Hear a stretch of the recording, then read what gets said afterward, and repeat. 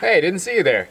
In today's video, we're going to be replacing this rusted out Bilco door with a brand new one. We are Alex and Elaina, a couple in our mid-20s working towards financial independence and self-sustainability. Follow our journey as we grow, build, fix, and learn the skills we need to get us there.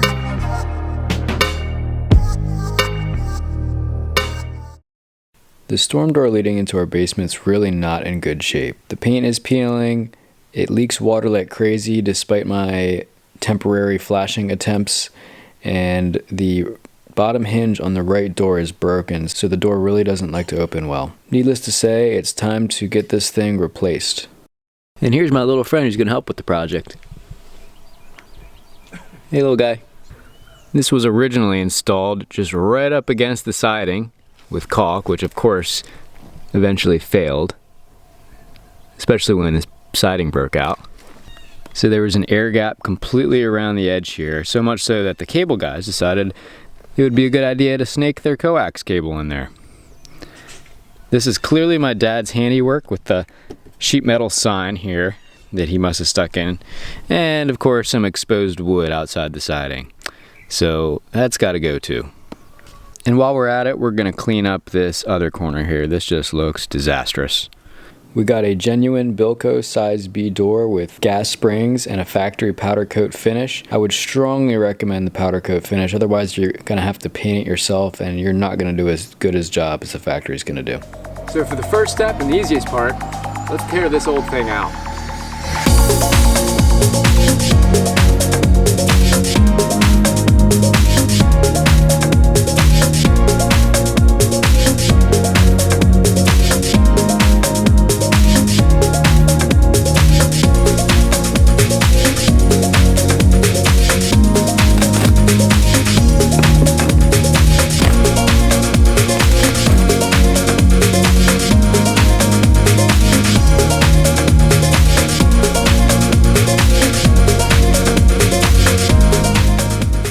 Elaina's dad Mark helped me out with cleaning off the top of the foundation, all the old sealant and whatnot, and actually is in pretty good shape.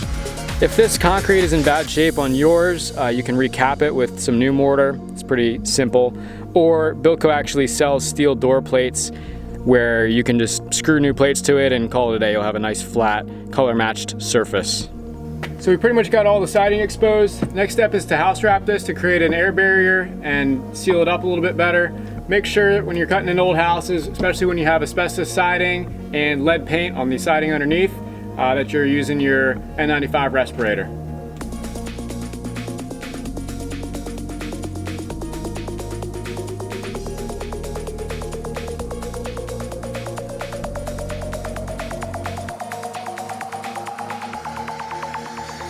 All right, we got all the house wrap on. Next step is to build out the sheathing a little bit so that we have a good surface for our Bilco door to sit on and we can easily flash around it. So we're going to be using 2x.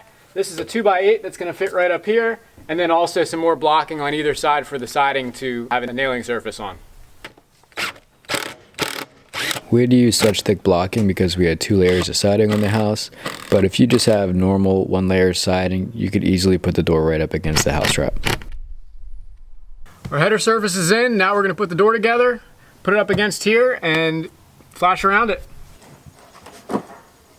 The door is super simple to put together. Outside of the 2 doors, it's just 4 pieces, the 2 triangular side pieces, a header plate, and a sill plate, and they're held together with 6 bolts total.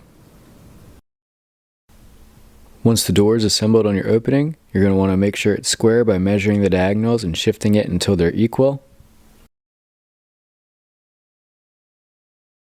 Once it was square, we put little marks on the foundations where we knew we needed a drill for the anchor holes.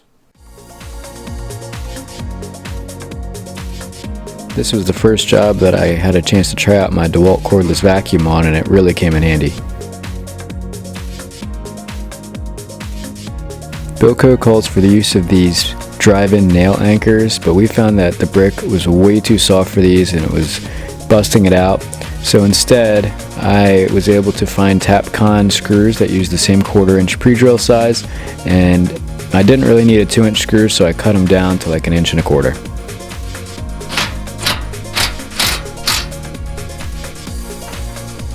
For getting into tight spaces, my Milwaukee 90-degree impact attachment came in handy as usual.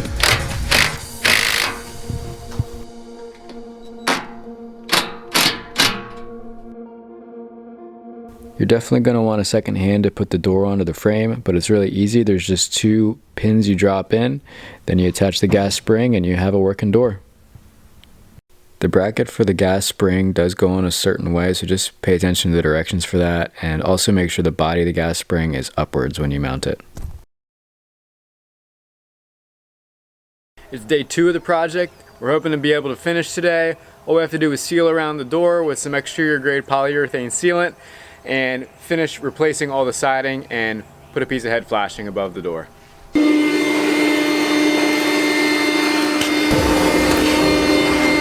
For the sealant, I used Sikaflex.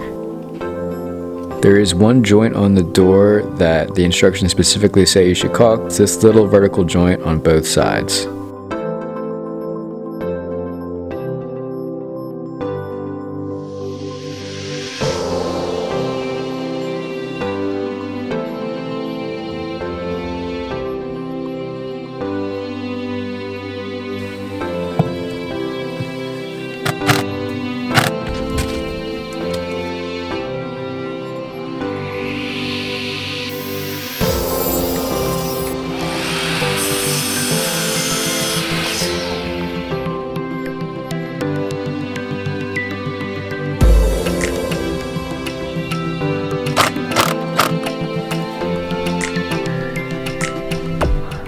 To cut the fiber cement siding, I just use a diamond blade and my angle grinder.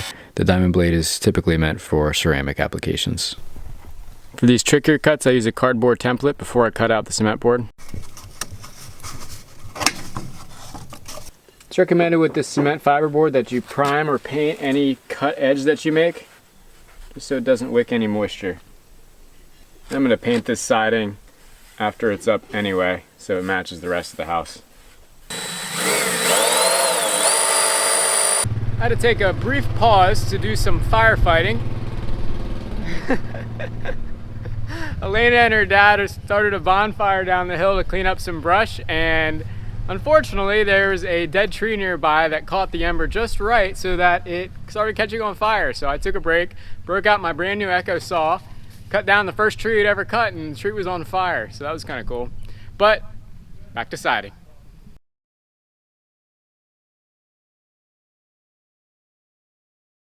Okay, the last thing I need to do before painting is put the piece of header flashing above the door to direct rainfall onto the door and not behind it. So luckily I have an awesome neighbor. He does sheet metal work for a living, and he graciously let me use his sheet metal brake to bend this aluminum trim coil into the shape I need. It's basically just a little J shape, and that will be just enough to direct the water over top the door.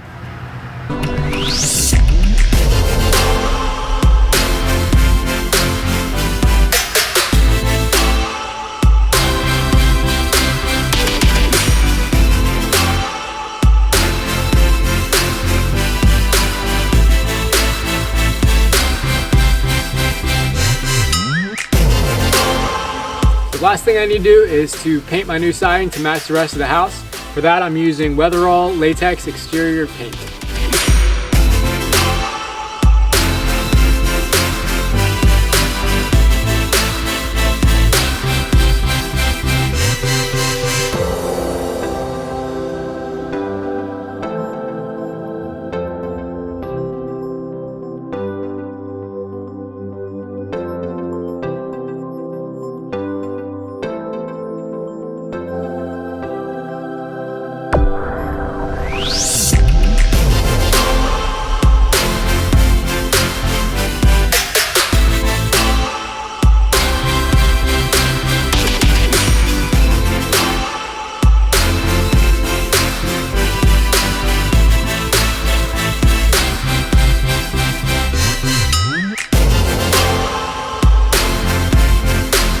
That's a wrap on this project. If you have any questions or comments, leave them below.